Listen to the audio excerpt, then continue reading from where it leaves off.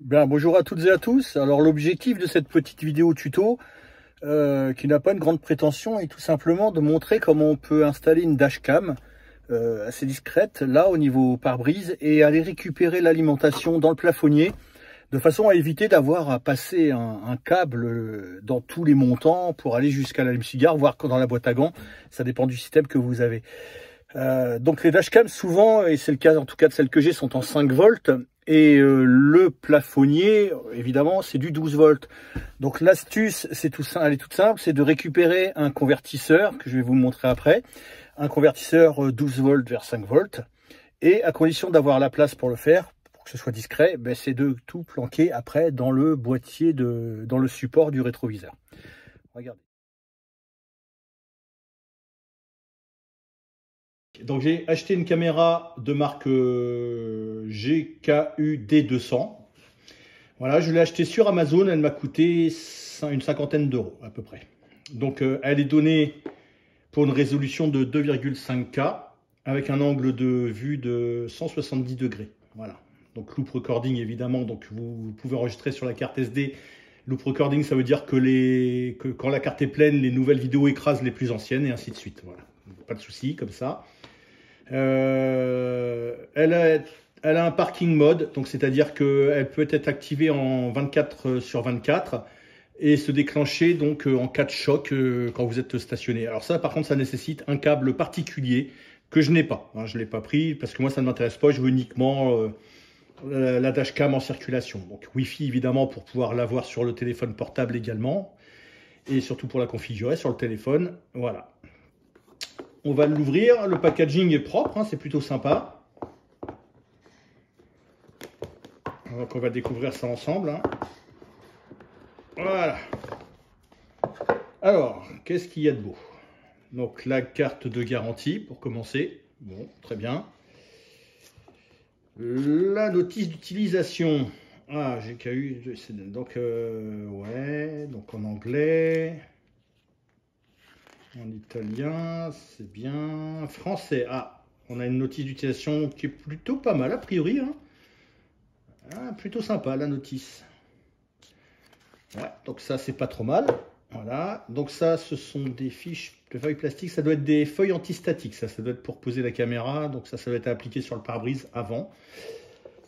Alors la caméra en elle-même, voyons voir un petit peu. Voilà, produit plutôt sympa. Assez discret, pas trop grosse. Donc je la vois bien se loger sous mon rétroviseur en fait. Hein. Vous verrez ça quand je la poserai. Design assez sympa, propre, sobre. Elle est plutôt lourde, donc ouais, je pense plutôt de qualité. Par rapport à une autre que je me souviens avoir acheté sur Temu pour 15 euros. Vraiment, elle pesait rien. Vous voyez bien qu'il n'y avait que dalle là-dedans. Là, on sent que c'est déjà de la meilleure qualité. Voilà, donc évidemment... Ça, c'est orientable. Ouais, donc une fois qu'on l'aura fixé sur le pare-brise, ça s'oriente. OK. L'alimentation, l'emplacement pour la carte SD, enfin la micro SD, le bouton pour l'allumer. OK pour la cam. Qu'est-ce qu'on a d'autre? Ah, sympa ça. Le petit outil qui va bien pour aller déshabiller, pour pouvoir passer l'alimentation dans les montants, etc. Mais moi, je ne vais pas en avoir besoin parce que le but de mon tuto, c'est justement de vous montrer comment alimenter la dashcam sans avoir à aller jusqu'à l'allume-cigare. Moi, je vais aller m'alimenter en fait dans le plafonnier. Ça, on verra ça après. Et enfin, voilà, bah, l'alimentation allume-cigare.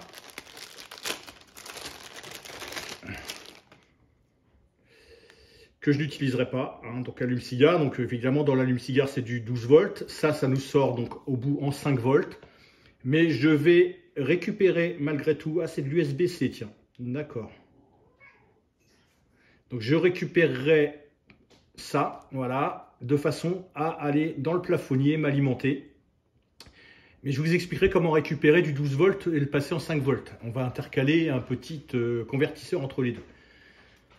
Voilà, donc on l'a déballé. Elle est plutôt sympa, a priori. Donc, maintenant, on va passer un petit peu... à la suite et voir comment on peut installer ça de façon discrète et propre dans la voiture.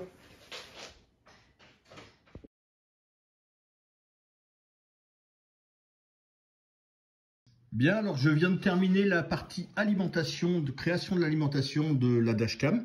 Donc pour ça, j'ai utilisé, comme vous le voyez, un convertisseur 12 volts, 5 volts. Donc entrée ici, input 12 volts et output ici 5 volts.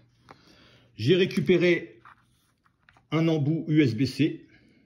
Voilà, vous pouvez récupérer celui de n'importe quel câble d'alimentation USB-C, ça fera l'affaire, hein, sachant que quand vous allez le couper, vous allez trouver un fil rouge et un fil noir. Le rouge, c'est le plus, le noir, c'est le moins. Donc, j'ai connecté ce câble ici. Alors, sauf que là, voilà, évidemment, le rouge, il n'y a pas de rouge, donc c'est le jaune qui est le plus et le noir qui est le moins. Donc, jaune sur rouge et noir sur noir. Et j'ai rallongé mon alimentation, celle que je vais aller chercher sur le plafonnier. Voilà, je l'ai rallongée parce qu'elle aurait été trop courte dans tous les cas. Et donc là, idem, donc rouge plus, noir moins. Voilà. Faites ça proprement avec des gaines thermorétractables, hein, c'est mieux. Voilà, et maintenant on va aller caler ça et chercher l'alimentation dans le plafonnier. Donc là, j'ai fini de préparer le support du rétroviseur, voilà, qui va cacher l'ensemble de l'alimentation. Donc comme vous pouvez le voir, là j'ai donc le fil d'alimentation 12 volts qui remonte par là-bas. Ça c'est le fil d'alimentation du rétroviseur électrochrome, hein, qui va se prendre également sur le plafonnier. Voilà. Et là donc j'ai créé un petit orifice également là en bas pour faire passer l'alimentation USB-C de façon discrète. Voilà, ça sera là. Et j'ai collé au double face, ici, le convertisseur 12 volts, 5 volts. Voilà, j'ai plus qu'à aller remonter ça.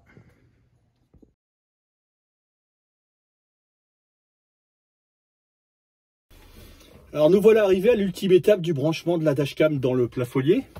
Donc pour ça, j'ai reposé, comme vous le voyez, ça y est, mon rétroviseur avec le bloc. Hein. Donc vous voyez l'alimentation qui est ici, hein, qui sort tranquillement. Ce sera l'alimentation de la dashcam que je vais positionner moi juste sous le rétroviseur. On verra ça après. Pour passer les câbles là jusqu'au plafonnier, démontez bien les deux embouts là, les deux fixations des deux pare-soleil. Ça va vous permettre de tirer sur le toit, de l'écarter et d'aller passer vos câbles derrière, au-dessus, je veux dire, pardon. Voilà, et ça se replacera après. Hein, on verra après comment le repositionner, c'est pas compliqué. Et là, donc, vous avez vos alimentations. Donc là, j'ai l'alimentation, donc 5 volts maintenant, puisqu'elle est passée par le convertisseur, de ma dashcam, avec le plus qui est le marron et le moins qui est le bleu. Et là, j'ai une autre alimentation, c'est mon rétroviseur électrochrome, avec le plus qui est le noir et le plus qui est le bleu, pardon, et le moins qui est le noir. Voilà. Donc, si vous voulez voir comment poser un électrochrome, hein, un rétroviseur électrochrome, allez voir mon autre tuto de pose d'un rétroviseur électrochrome sur une 206. Donc là, moi, j'ai déjà sur mon alimentation de plafonnier un domino, puisque j'ai déjà fait un branchement pour mon rétroviseur électrochrome. Donc je vais tout simplement aller venir maintenant me raccorder sur ce domino. Le jaune, c'est le plus, le jaune vert, c'est le moins. Et c'est parti. Donc on a dit marron plus. Je vais peut-être les ouvrir un peu plus par contre là du coup. Voilà, parce qu'il va accueillir un petit câble en plus. Voilà, donc marron, c'est le plus. Et là, c'est le rétroviseur électrochrome. J'ai dit que c'était le bleu.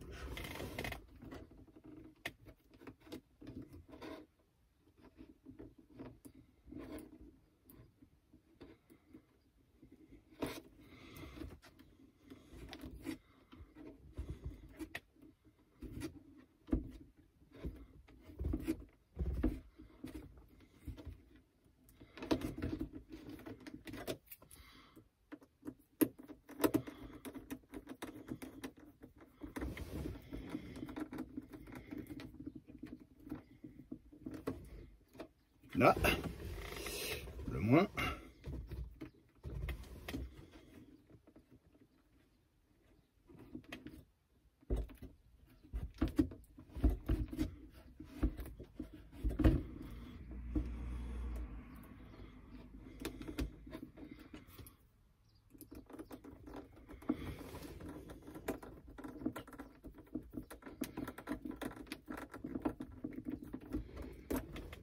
C'est pas bon. On recommence.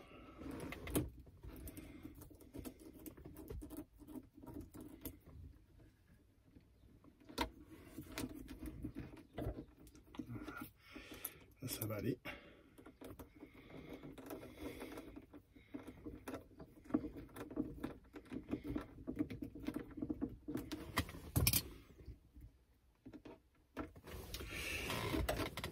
C'est connecté.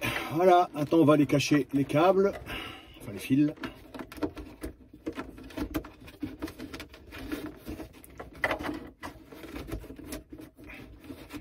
Et on va remonter l'ensemble. Alors, tout d'abord le cache du plafonnier.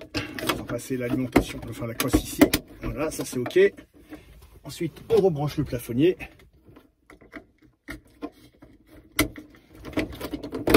C'est fait, on vérifie. Ça s'allume, donc déjà au moins l'alimentation est toujours là. On va refixer les deux supports de pare-soleil.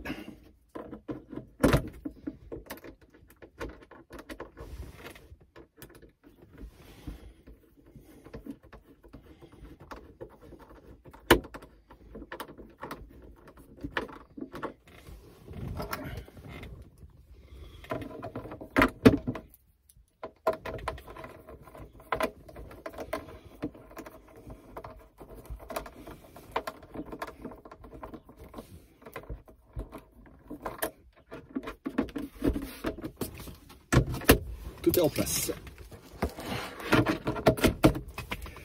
Voilà, l'installation est propre, c'est terminé. Je vérifie quand même que mon rétroviseur électrochrome, ouais, donc il est bien alimenté, là, vous voyez, le voyant vert. Enfin, je ne sais pas si vous le voyez du coup. Donc l'alimentation arrive bien, ça c'est ok. Et maintenant, on va plus y avoir qu'à fixer la dashcam et la connecter. Et ensuite, on ira l'essayer. Donc on va passer à la suite. Bien, après une petite pause de quelques minutes, le temps de mettre un peu de chauffage et de réchauffer le pare-brise et de bien le nettoyer pour pouvoir coller la dashcam. Voilà le résultat final.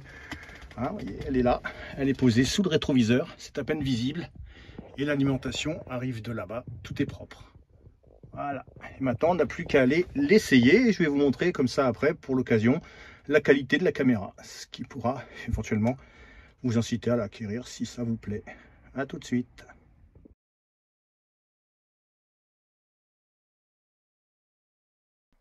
Voilà, donc après l'installation, on va passer au test de la dashcam. Alors elle est posée, elle est allumée. Dès que j'ai allumé le contact de la voiture, elle s'est mise en marche. Donc a priori tout va bien. Maintenant on va passer au test.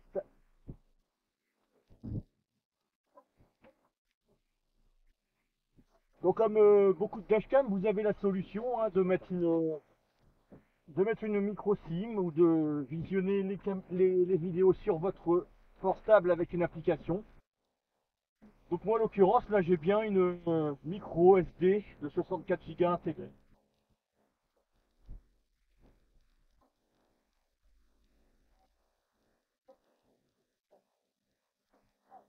On va maintenant s'assurer de la qualité de la vidéo. Elle est réglée en 1600p avec une fréquence de 60 Hz. L'intérêt maintenant, ça va être de s'assurer que la qualité de l'image correspond au moins à peu près à ce qui est annoncé.